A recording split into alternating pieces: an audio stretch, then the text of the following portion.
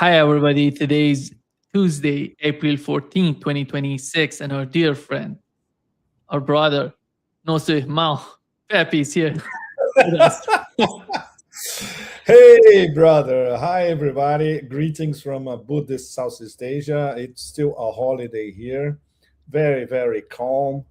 The absolute opposite of the dementia we are all plunged in. Well, let's go back to dementia. Yeah. Hit it, Nima. Pepe, eu, I was going to speak in Portuguese. Why not? When you start speaking Portuguese, our audience loves it. Yeah, they have to learn Portuguese a little bit.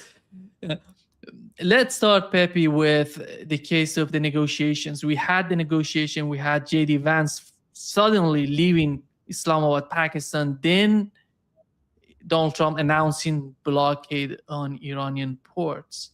What does blockade mean, in your opinion? He's blockading himself inside his 4-year-old psyche. That would be the best definition. Well, he thinks that this is a genius move. In his mind, Iran is blockading the world, which is not. Obviously, nobody explained to him how the 5-tier passage through the Strait of Hormuz works. So, in his very childish mind, okay, so I'm going to blockade them, Iran as a whole, not only the Strait of Hormuz, but all the Iranian ports.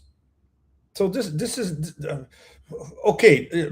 Stupid doesn't even begin to describe it. First of all, to impose a blockade, you need an armada. Where's the American armada?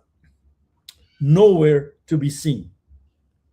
Nobody knows where they are. In fact, people know some of it where it is.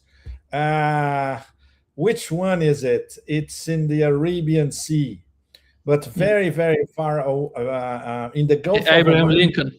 It's Abraham the Lincoln. Sorry. My brain is mush already. The Abraham Lincoln is, let's say, in the eastern part of the Gulf of Oman, practically in the Arabian Sea, more in the Arabian Sea than in the Gulf of Oman. And the other assholes, they are in the coast of Namibia, the George H.W. Bush. Why? Because they are cowards. They cannot cross Suez and go through the Red Sea. Because guess who's there just waiting? Our friends Ansar Allah, the Houthis. So they are circumnavigating Africa to escape from the Houthis. This in itself is absolutely it's outstanding, isn't it? So they have what, 2 or 3 destroyers, not much. I was talking to Nima before we started. I wrote 2 articles back to back, yesterday and today. But because the editorial processes are so slow, at the time we were talking, it's 10 p.m. in Southeast Asia, 6 p.m. in Moscow, they still have not been published. But in the first article, which you're going to see later, I detail all the minimum requirements needed for this invincible armada to start applying a blockade based on military calculations, and even what one of those eternally retired military men in the US who become CNN talking heads, in this case, Stavridis. He was saying, look, we're going to need all that when we don't have it. So this is all detailed in the column. So until they muster all this armada in position, it's going to take quite a while. For the moment, technically, we have a blockade because CENTCOM said there is a blockade. But apparently it's a blockade in 2 parallel tracks. One is only Iranian ships and ships that go back and forth from and to Iran. These are blockaded. Theoretically, everybody else is not. blockaded. This means Western ships aligned with the U.S., Europe, the South Koreans, Japanese, whatever, coming from other ports in the Persian Gulf, in the Emirates, for instance. So how they're going to enforce and police all that? And considering how slow the machinery of the Pentagon works, this could take months to put in place, not even weeks, but months. So for the moment, we already had a fantastic case today of the first ship who, after the proclamation of the blockade, actually transited the Strait of Hormuz. Very important. Chinese owned. They were broadcasting on an open channel for every tracker on the planet to see. Chinese owned and crew. So everybody knows. It belongs to a Chinese company in Shanghai, but is sailing under a Malawi flag. Very, very interesting. And even more interesting, it did not leave from Iran. He left from Sharjah, Emirates.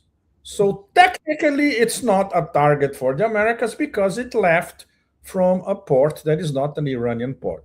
So they passed, no problem. They paid the toll in crypto yuan, no problem.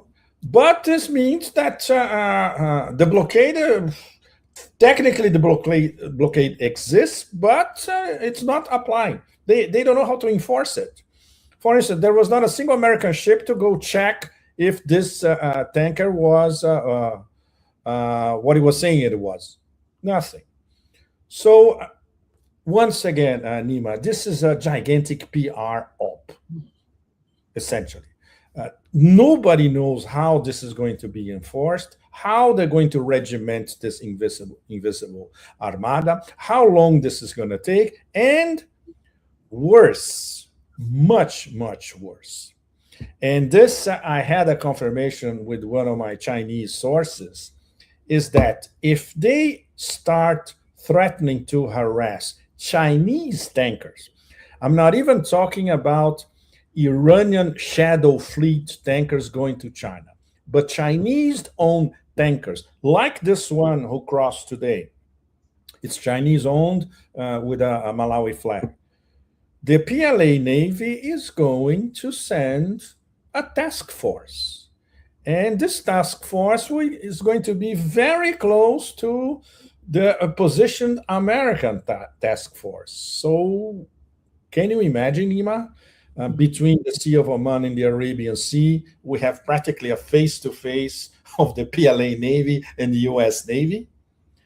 And this is a done deal. The Chinese are just waiting to see if CENTCOM has the balls to, first of all, interdict a Chinese tanker. Are they going to board this Chinese tanker? Are they going to redirect this Chinese tanker to Djibouti, for instance, an example? Or are they going to try to sink a Chinese tanker if the Chinese tanker refuses? So this is what the whole planet is waiting. If push comes to shove, this is where we're getting at. And all that to tell you, Nima, and our audience, that this is not a blockade of Iran. This is a blockade of China, essentially, disguised as a blockade of Iranian ports. This is the American Holy Grail, which goes in parallel with something very worrying that is happening concerning Indonesia. The Indonesians are trying to hedge their foreign policy. So they have Prabowo going to Moscow, where he met with Putin yesterday. And I'll say we need more collaboration on the oil field, etc., blah, blah, blah.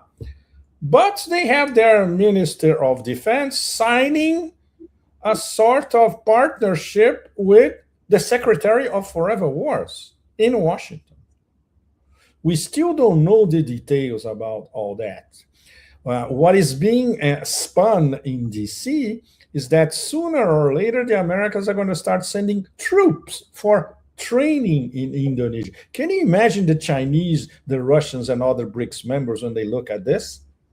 Obviously, they're going to pick up the phone call Prabo and say, okay, what are you playing at? We facilitated your membership in BRICS as a full BRICS member. And you're coming with this gimmick now? We still don't know how this is going to evolve. But it's very, very worrying for one single larger-than-life reason. Guess which nations border the Strait of Malacca? Malaysia and Indonesia, not Singapore. Singapore is down there. The strait itself is between. I crossed the strait even navigating many years ago. On one side is Malaysia, on the other side is Indonesia. This is the Strait of Malacca.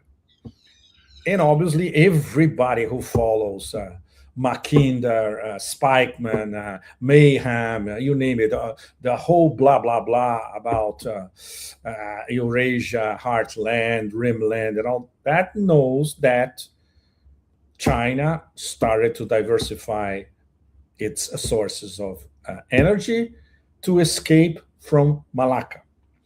I've been writing about this for over 20 years. You know, this is one of the big stories of the 20th century. How China managed so far to escape the Strait of Malacca, but not all the time, because everything that comes from the Persian Gulf goes through the Arabian Sea, has to cross the Strait of Malacca to get to the South China Sea and then to China. So China is still, I would say, hostage of the Strait of Malacca. But we can see that the American game, it's always the same thing. It's thalassocratic. It's after Britannia rules the waves, America rules the waves, and ruling the bottlenecks. So if they cannot get what they want from Hormuz, which is going to be a big setback, they will concentrate on Malacca. There's no question about that. That's why this whole thing is very, very worrying. And it's happening at the same time.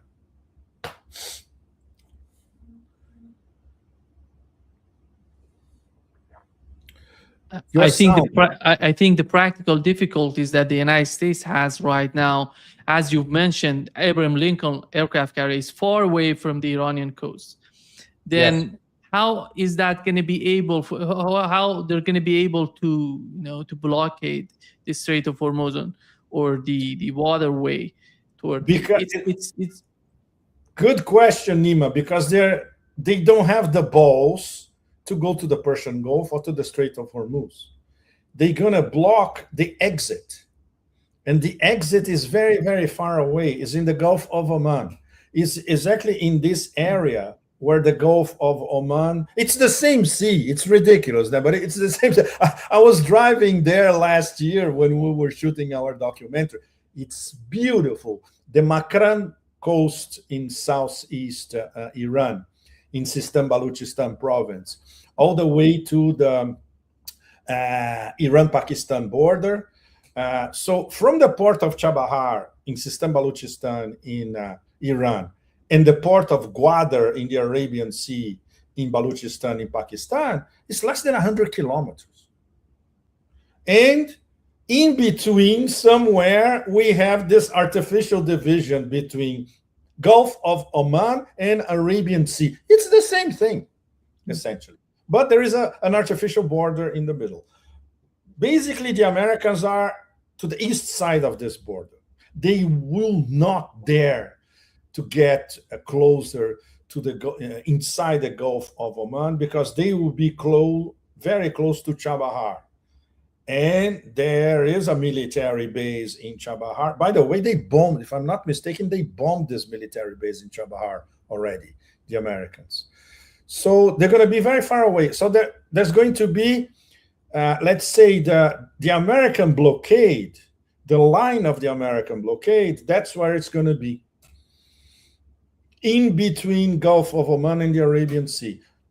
Once again, very far away from the Strait of Hormuz. It's so wide as well, but then Yes. we know they have to use some sort of speedboats to do that. Without speedboats, they're not going to be able to do it. It's impossible. No. And helicopters, Nima. To Yeah. board a plane, you need a mix of speedboats and helicopters, a lot of them. Or maybe drones. And drones as well. But the Iranian defenses, they know all that. And they are pre-positioned all along the coast, along Sistan, Baluchistan as well, all the way to the border. So, wow, the possibilities of serious clashes are gigantic, of course. And it's going to be really hardcore. And they would need to have really a massive armada to do this, and they don't. And these two aircraft carriers, they're going to be sitting ducks anywhere they are, Nima. They're going to be sitting ducks for the long-range Iranian ballistic missiles. It doesn't matter that they are 800 kilometers from the Strait of Hormuz. Doesn't matter. For the Iranian missiles who are positioned in the southern coast near the Persian Gulf, not a problem. They have a range of 1,500. No problem. So the only plausible explanation for the moment is that, once again, this is a PR coup. This is, let's say, another instrument to see if Iran cracks.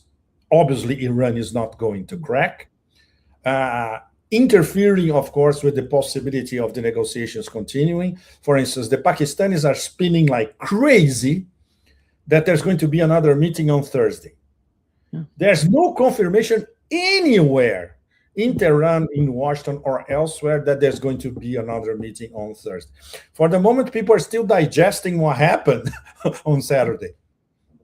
And now we have a pretty good idea of what happened via our friends like Professor Marandi, via Iranian members of parliament who were inside the room. And when you read what they, it's mind-boggling. But something that we already suspected, the nuggets of information, that the Americans had absolutely no clue about the technical dossiers. Nuts. They didn't know shit. We already knew that. Second, apparently, according to Arakshi himself, in the beginning, the conversation with Vance was relatively civilized. But after the direct interference from the genocidal in Tel Aviv, the whole thing went downhill. I think this is confirmed by every source from the Iranian side and from some Pakistani sources as well. So people are still digesting all that. So say, okay, so why did they go? Why did they go to Islamabad in the first place? Well, to buy time, obviously. Second, to in a sense throw Vance into the fire. Trump is a very, very nasty character, and he knew that that's why he didn't send Marco Rubio in the first place. They went to see a bloody UFC match on the night of the most important diplomatic negotiation in the history of U.S.-Iran relations in 47 years. It's pathetic. Yeah? It's pathetic. And they put Vance in the line of fire, knowing that he had no autonomy to decide anything, hence those maybe 12 phone calls to the White House. So he couldn't decide anything on the spot. And then in the end, he came up with that stupid excuse. Iran was not prepared to accept our final offer. What kind of negotiation is that? These idiots. Okay, send these idiots to a carpet bazaar in Iran so they know how the art of the deal works. This is how the art of the deal works. Obviously, they have no clue about it. Okay, so the possibility of another encounter this week, I would say it's minimal, especially two days from now. I don't see it happening. But this is where we are at the moment, Nima. At least we now have a pretty good idea of what really happened in Islamabad. And I would say merit to the Pakistanis because they tried everything, irrespective of our judgment about the current, I would say, military junta with the civilian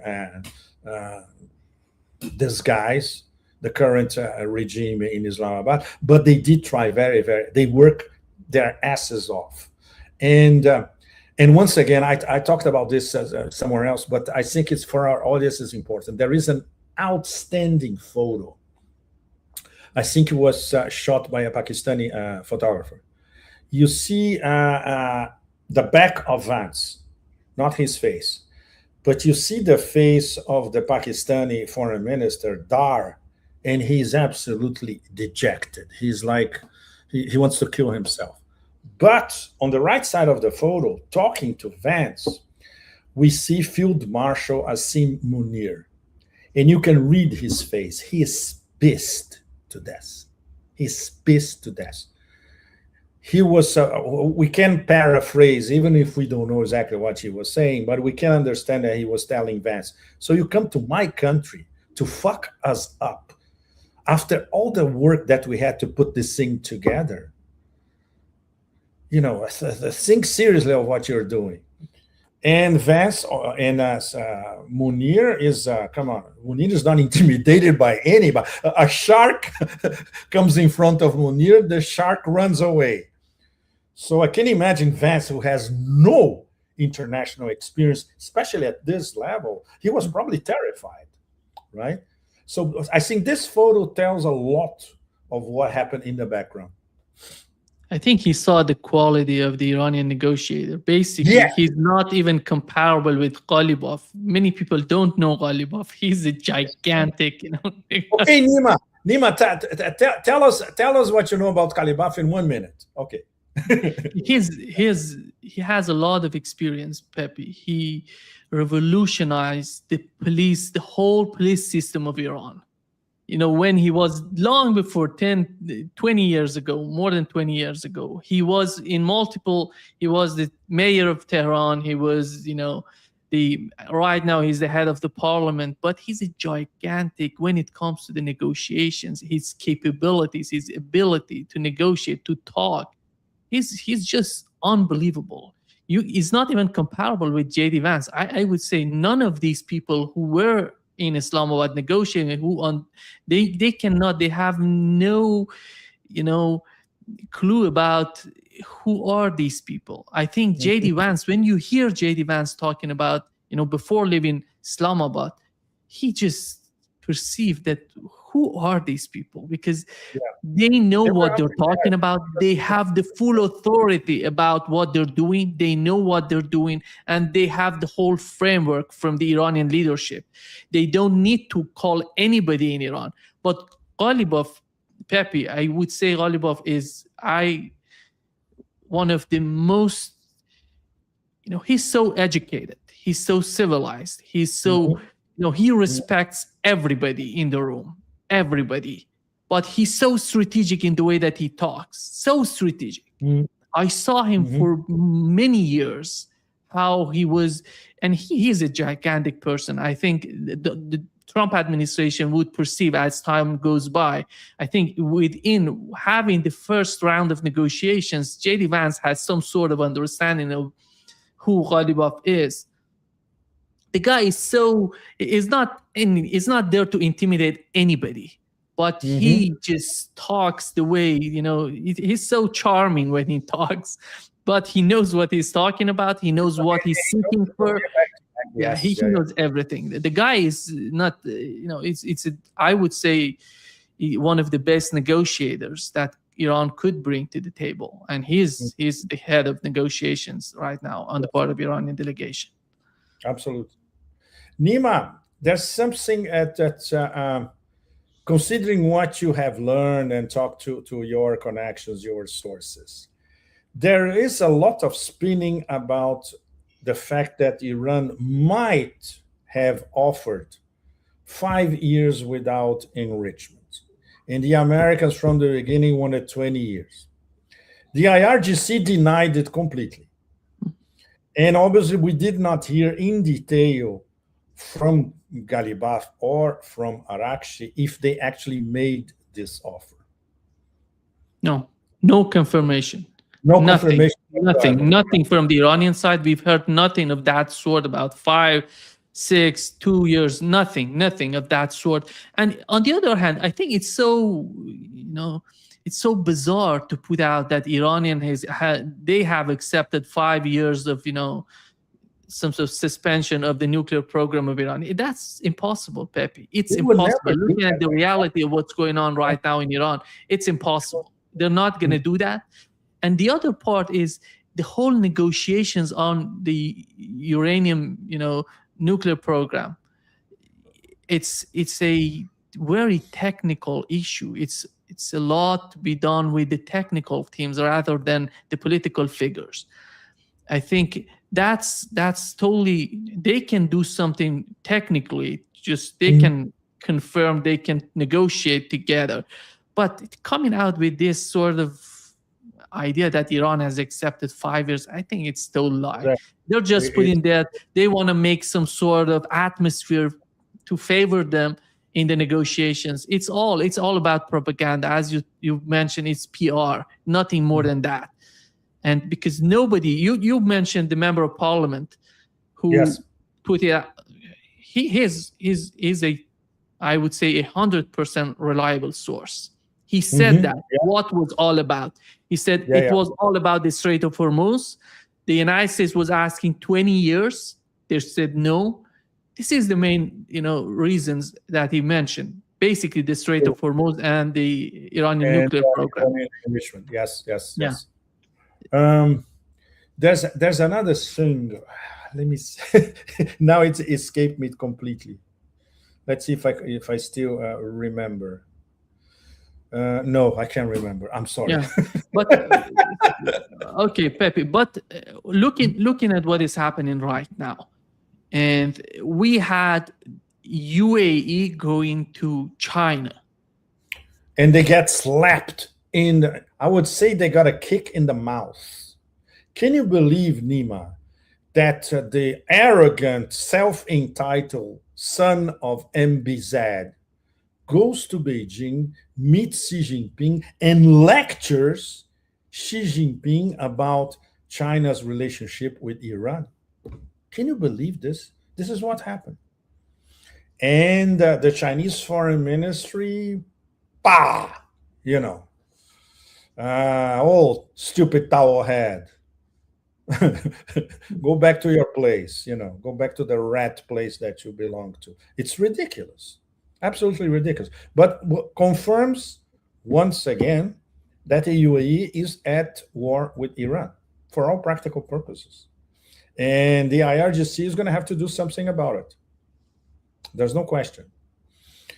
They already said, I would say the most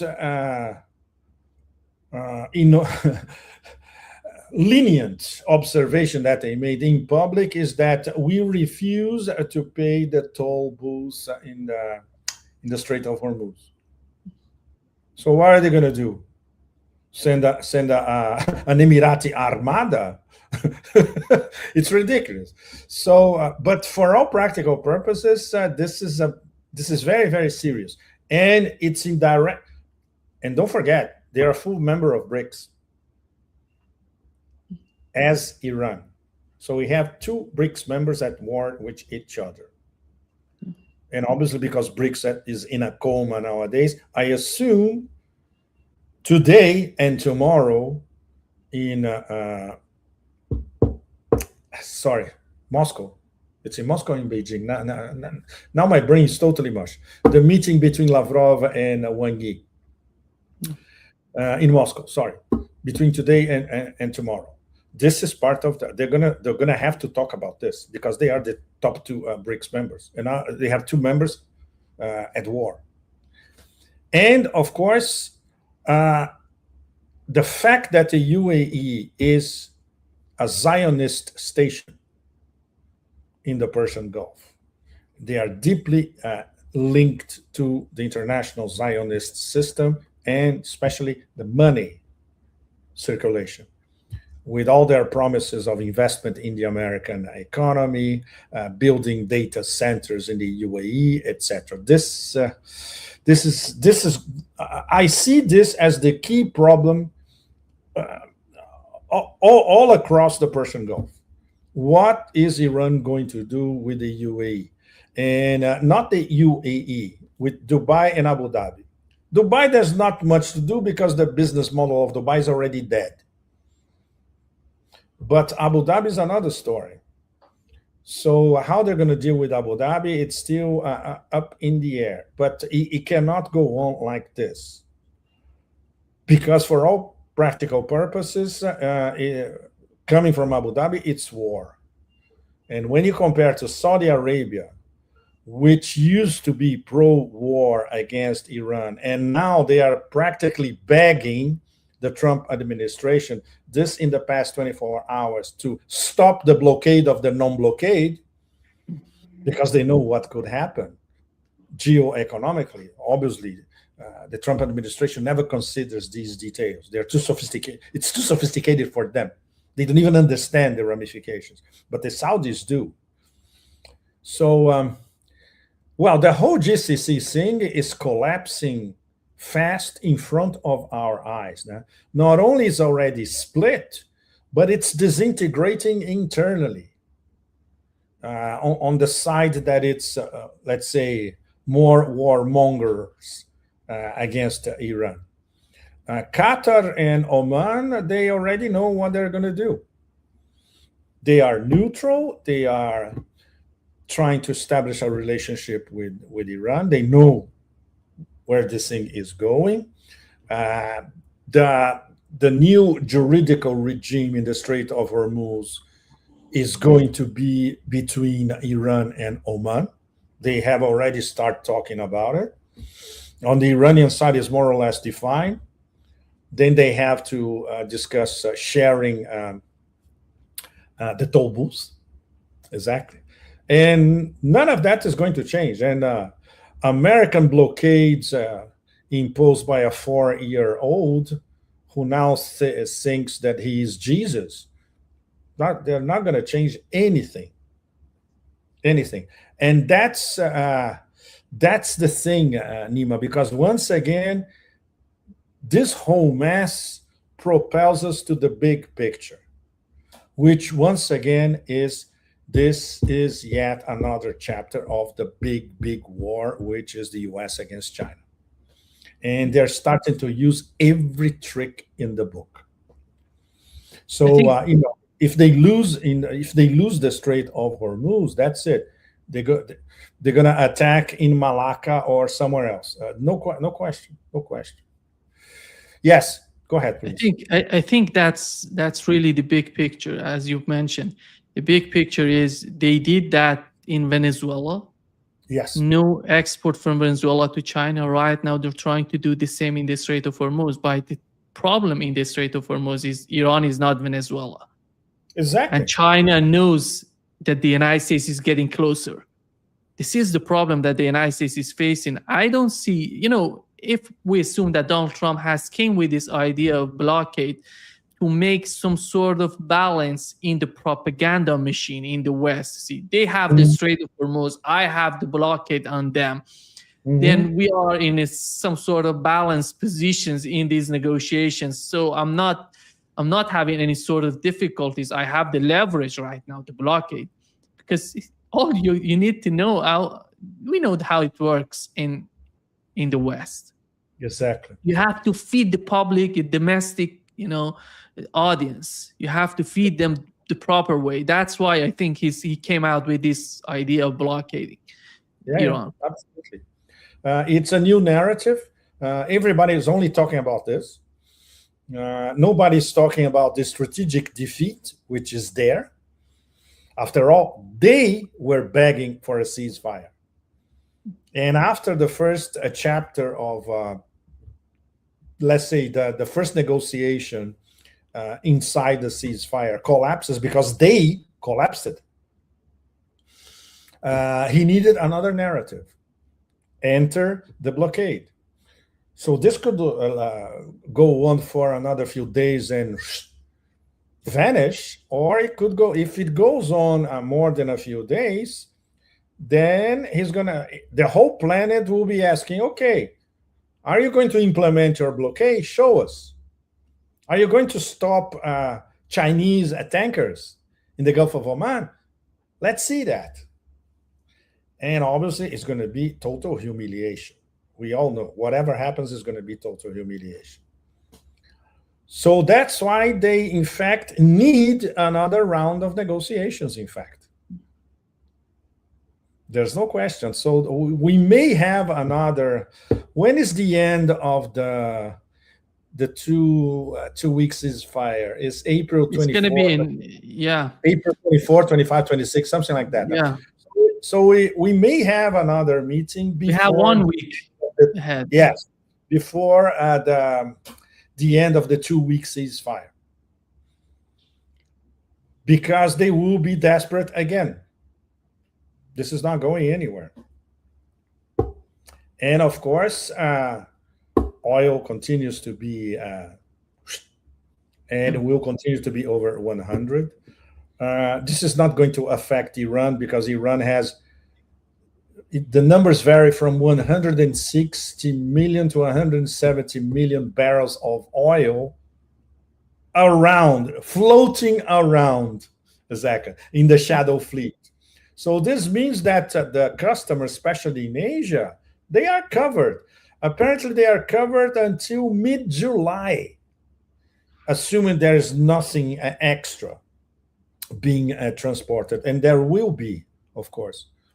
So this is not going to affect Iran. Even if there is a blockade, it's not going to affect Iran. The thing is, if it affects China directly in terms of Chinese tankers being intercepted, then we are in a completely different ballgame, much more dangerous. Is Trump willing to pay the price for that? I doubt it. He's a coward, essentially. And then people in the industrial military complex said, look, we cannot do this because we're going to be humiliated. Are you willing to have one of our aircraft carriers disabled by Iranian missiles and drones? We cannot pay that kind of price. In fact, their strategic capabilities are already degraded everywhere. Everybody can see that. In Latin America, in Africa, in Australia, in Southeast Asia, Central Asia, everybody already knows. But when you have an image like this, a graphic image, we had the aerial image, right? The disaster with the famous pilot, which, by the way, remains invisible. Nobody knows where this where this pilot is, or if this pilot exists. They're going to have a maritime image. This is going to be quite something. And even without the Bab el-Mandeb and the Red Sea in the picture, the Houthis, for the moment, they are in the luxury VIP seat, just watching. Exactly. They're not doing anything right now. They're just watching. They don't need to do anything for the moment. Yesterday, we had a phone call between, Foreign Minister of Iran and Foreign Minister of Saudi Arabia. They talked to each other. I think Iran sent a very... Yeah. Yes. So you see, Nima, Saudi Arabia and Iran, they are talking to each other. Yeah. The Emirates goes to Beijing, basically telling the Chinese, you have to go against Iran. So that tells you everything of what's really going on in the Persian Gulf. These guys, they're not learning anything, Pepe, because no, they do. What has happened with you remember with the case of the war in Ukraine, how Olaf Scholz, the Chancellor of Germany, he went to China. Everybody in Europe, they tried. We had Macron. We had this UAE is nothing. It's not even comparable to Germany and France. They're trying to manipulate the foreign policy of China vis-a-vis Iran and the Strait of Hormuz. They don't understand the balance of power. They don't know what's going on. And MBZ is a bloody gangster, one of the worst. This is complicated, for instance. You cannot say that in Moscow. In our case, foreigners, when we start to approach the UAE angle, everybody's visibly uncomfortable because the relations between Russia and UAE are very close. But so what? He is a bloody gangster. And look, I know people in Europe who have contacts with the royal family in the Emirates, and they say that he's worse than a gangster, in fact. And the family is the same thing. This stupid son who went to Beijing today, wow, he's even worse than the father. So obviously they don't see anything, and they're self-entitled. Because, for instance, they have unlimited wells, oil wells from Abu Dhabi, and because they build this giant laundering machine in Dubai, they are self-entitled. And they thought that this thing would last forever. And now it's collapsing in front of them, and they don't even understand why it's collapsing in front of them. And they don't have a plan B. The Saudis are slightly more clever. MBS is maneuvering. He's hedging, he's maneuvering. He's talking to all sides. He's even talking to Iran. It's very important. He talks to Russia and China. We cannot say that he's neutral, but he sees that the whole thing is changing, and he still doesn't know where he's going to place Saudi Arabia in the middle of all these cataclysmic changes, right? Pepe, the United States wants to achieve through negotiations what they couldn't achieve by waging war on Iran. Yes. Basically, the enriched uranium in Iran. And we know that the main goal was the regime change. But after all, if we assume that one of the goals was the nuclear program of Iran, that wasn't achieved by war. And right now, by negotiations, they're trying to impose that on Iran, impose these terms on Iran. I don't see Iran, accepting that. And I don't see Donald Trump. You remember, you mentioned Professor Marandi. I talked with him yesterday. During the negotiations, guess who was calling, Washington and other places to get some sort of suggestion or to get the directions from them? It was J.D. Vance calling Washington. It was J.D. Vance calling Benjamin Netanyahu. It wasn't Iranians calling Tehran to see what they would do. This is the problem. Iranians got there totally prepared. You see the legal team, economic, team, and all of these teams, different teams, 5 committees were there to negotiate on each and every aspects of negotiations. But you don't see that happening on the part of the United States. Even J.D. Vance needs to talk with Benjamin Netanyahu.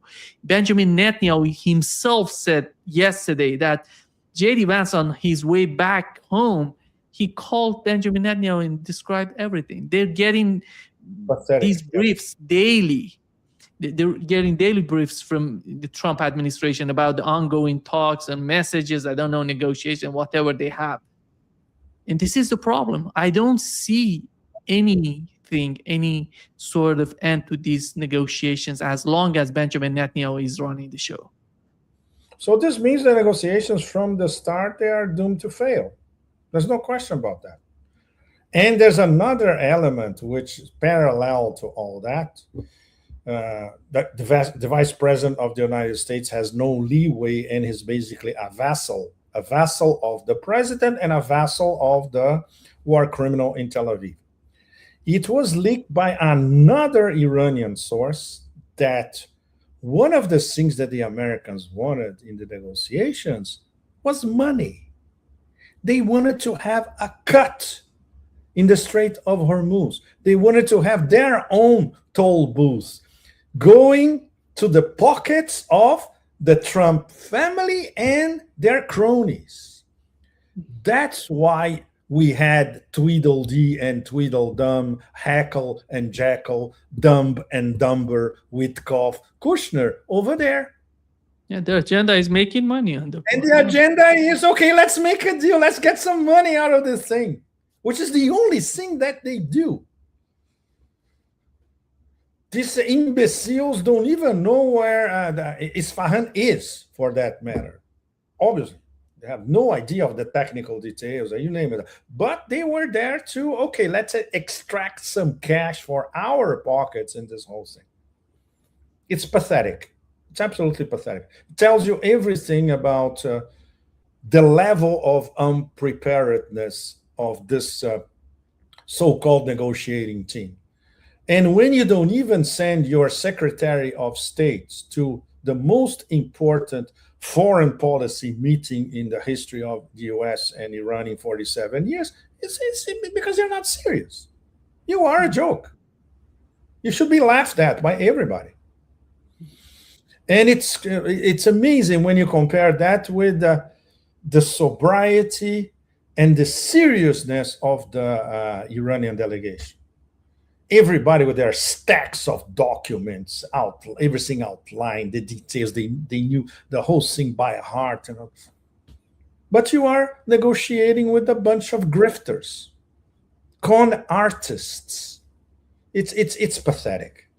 It's pathetic, but it's good, once again, to have a crystal clear image of the decadence of the empire in every possible sense. Moral, spiritual, educational, diplomatic, of course, geoeconomic, geopolitical, military, you name it. It's the whole thing, collapsing in front of our eyes. And worse, hostage of a genocidal regime in West Asia. That's even worse. Okay, go ahead, please. Who's serious in the administration? Donald Trump himself, that he feels that he's Jesus? And Pete Hacks, that he feels that he's running the world, basically, by sending, you see, Marco Rubio, since day one, he was the Secretary of State, but he's not participating in the negotiations with Ukraine, with Iranians. He's not part of that. On the other hand, you see, Steve Witkoff together with Jared Kushner are doing this, and nothing is coming out of. They've been negotiating with Russia since day one of this administration. They did nothing so far. I don't know how Iranian would somehow believe that they're going to get something. There is, I think, the end game would be, Pepe, Iran should continue the war, because it's going to hit Donald Trump the way that, because it's going to be a war of attrition. And what would bring Donald Trump to its knees is going to be the domestic policy. It's going to be the midterm election. Mm-hmm. They're going to bring him down. Yes, but we cannot have a war lasting another few months, Nima. Then the whole global economy collapses. Yeah. This is the problem, because that should hit Donald Trump. It doesn't seem that with this they are desperate. The Americans, Trump and his circle, they are desperate to find, first of all, his childish psychology. We have already signals coming from him that he's bored. He wants a quick end to the story. He's pissed because he was led by Israel, you name it. So he needs a way out to concentrate on the American economy and on the midterms, which for all practical purposes, it's already lost. So he cannot have a war lasting another 2-3 months. Out of the question. Their deadline, out of the blue, their deadline is end of April. And don't forget, the trip to China, if it goes on like this, the trip to China will be postponed again by the Chinese, in fact. The Chinese are going to say, okay, what are you going to discuss? And now you want this blockade, and your blockade is against us? And you come here to Beijing to talk to us about that? No, we don't care. So their window to have some sort of agreement is today's 14th. Now is 2 weeks from now, maximum. And the Iranians know it, because the Iranians are ready for a war of attrition lasting months. The Americans are not. They cannot afford it. Not to mention the global economy.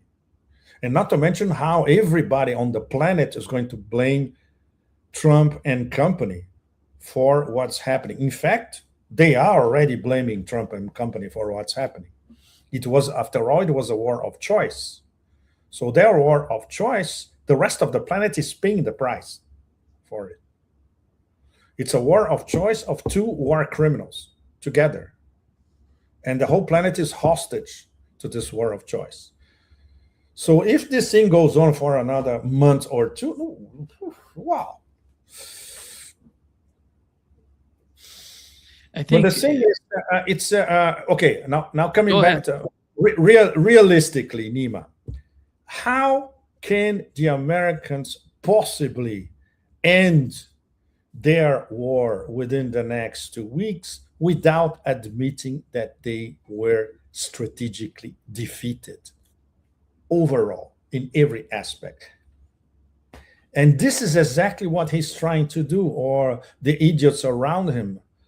How can we spin our defeat as some sort of victory? And they can't. Everywhere you look, there's no way. It's zugzwang. There is no way out. Any move you do, you will recognize that you have been defeated. There is absolutely nothing that they can spin about we won. I think So- if the things Go ahead. getting worse, the way that Donald Trump sees his survival being at risk, or being somehow manipulated by Netanyahu and his administration, because there has to be some sort of disconnection, dismantling this sort of connection between Trump administration and Benjamin Netanyahu. I think this breaking point would be on the domestic policy in the United States and the global economy. The global economy could put that pressure on Donald Trump and together with the domestic, what is happening domestically in the United States, to somehow ignore, to somehow force Netanyahu out of the policies of the United States in the Middle East. Because right now, basically, Netanyahu is running the show. I think we have each and every evidence that Israel is running the show. I don't see Donald Trump being capable of breaking with Israel.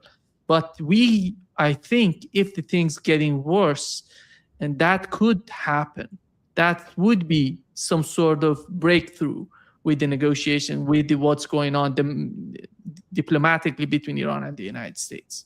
He's not the baboon of Barbaria, as I've been calling him. He's not powerful enough to do that. The compromat is gigantic. We all know, we don't know the tone and the depth of the compromat, but it must be something absolutely devastating. So if he tries to get rid of his partner in crime, literally, the compromat is going to fall over his head. It's going to be quite something. And of course, he's completely manipulated. He's manipulated by Paula White, which is wow. And he has a messianic complex now. He actually thinks that he is Jesus, God, or the Holy Trinity, you name it, the Holy Ghost, everything together. And of course, he's impervious to real dialogue with real people, well-informed people. Forget it. He's surrounded by sycophants, vassals, and grifters. Impossible. So, ideally should have, of course, it's not going to happen, but it should be the 25th Amendment. Send this guy to a lunatic asylum. The Americans won't have the balls to do that. And even if they would do that, guess who would be in power? Palantir Vance. It's not much better. A guy completely dominated by a techno-feudalist lunatic. So all the options are horrible, Nima. We have to be realistic. It's our job as analysts. All the realistic options are impossible. And you cannot ask for a Hail Mary pass. There won't be a Hail Mary pass in this case, like the movie where the alien is this lovely stone spider. There's not going to be a stone spider named Rocky coming here to save the plot. No, it's not going to happen. I think looking at the full picture of the United States today as an outcome, the consequences of the war in the Middle East is unbelievable for the United States as an empire. You look at Spain today, they went to China, they said no to the United States. They have their sovereignty. He wants to define the future together with China. I'm talking about Spain.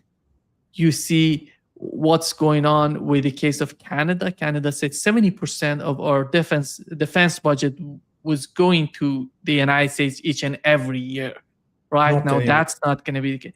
These are, Donald Trump is achieving something that no one could have achieved, in terms of, defeating or demolishing the U.S. empire.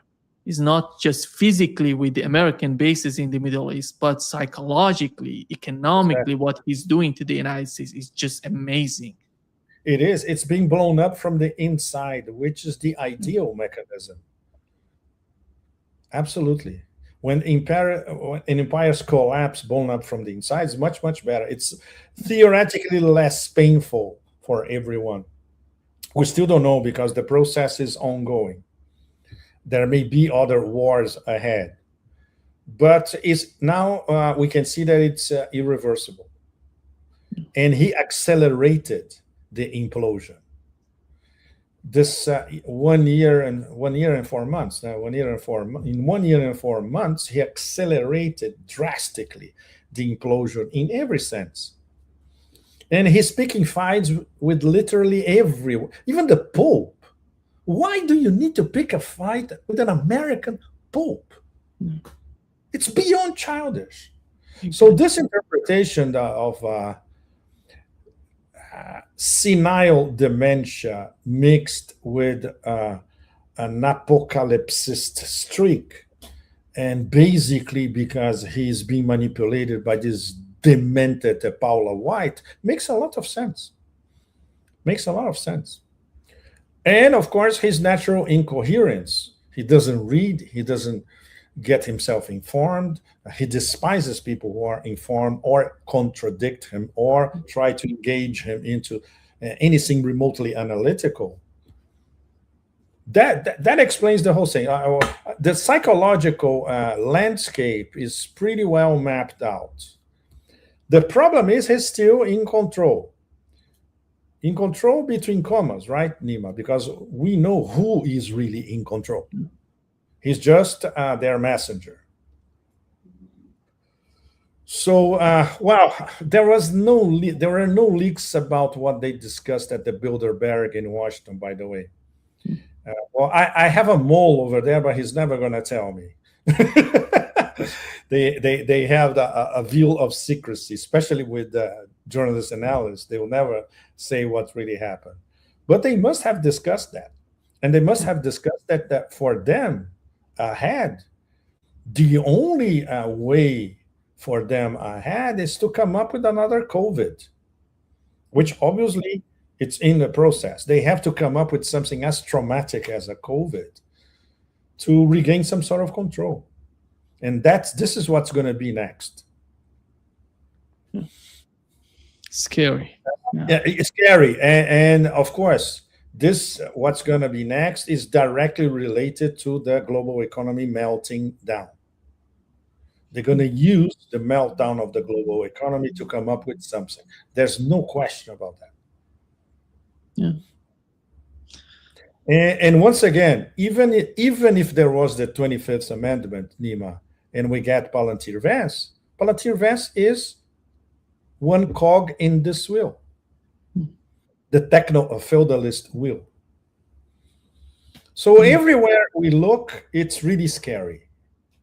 Yeah. Obrigado, Pepe. Muito obrigado. Você, I'm sorry, but we have to be realists, né? Exatamente. Não tem como. Não tem como. Tem que ver do jeito que tá. Yeah. Thank you so much for being with us today, our audience. Thank you. And our audience, Buddhist greetings from a relatively normal latitude in Southeast Asia. Thank you. Thank you.